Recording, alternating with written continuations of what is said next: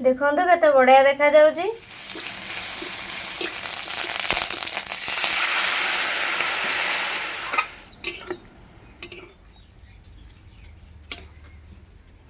Hi friends, जीना lifestyle को आपको स्वागत। ये देखो सजना छुई आम गचर बहुत सारा सजना छुई होती। आपने तो सजना छुई बहुत रेसिपी बनई थे, किंतु आम आज सजना छुई गोटे बढ़िया नुआ यूनिक रेसिपी बनइबा। वीडियो कंटिन्यू करूँ, कंटिन्यू कले जापर आम आज सजना छुई कौन बढ़िया रेसिपी बनाऊे केमती बनाऊे। चैनल में आसे सब्सक्राइब करें, वीडियो भल लगे लाइक करें, बहुत मात्रा में शेयर करेंगे। एवं चलते सजना छुई तोड़ा।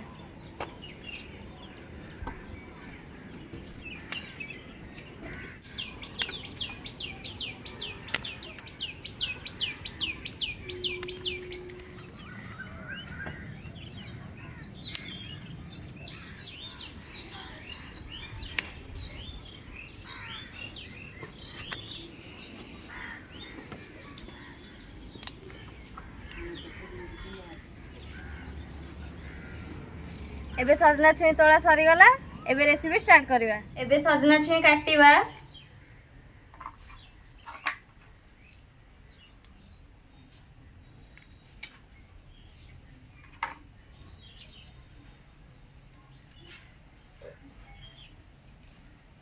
ए पानी रे पकेबा।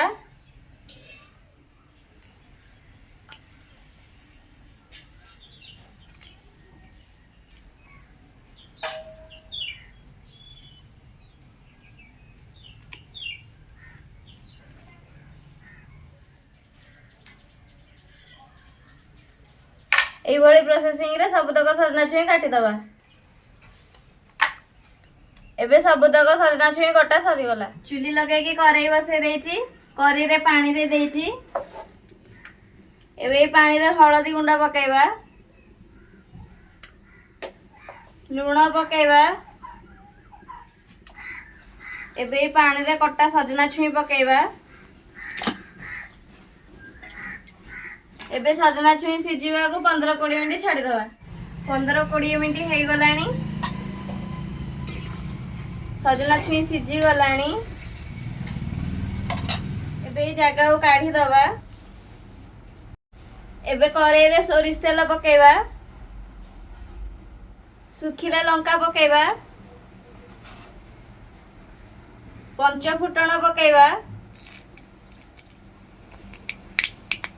छेचा रसुण पकेबा,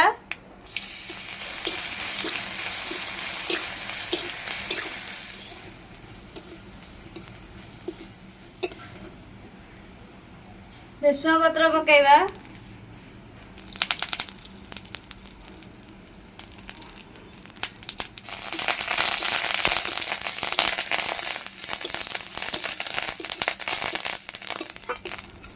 एबे इथरे सीधा सजना छुई पकेबा।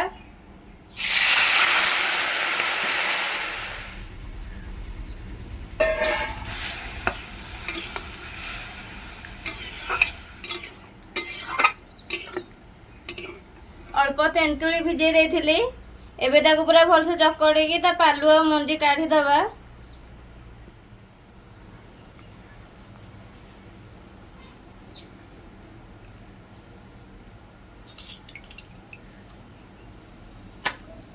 एबे तेंतुली रस इथरे पकेबा।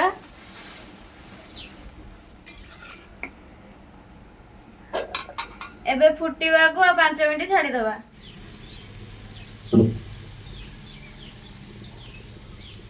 5 मिनिट हो गलानी। पूरा भल से फुटी गलानी। एबे ये पूरा रेडी हो गलानी। ए बाउल को काढ़ी दबा।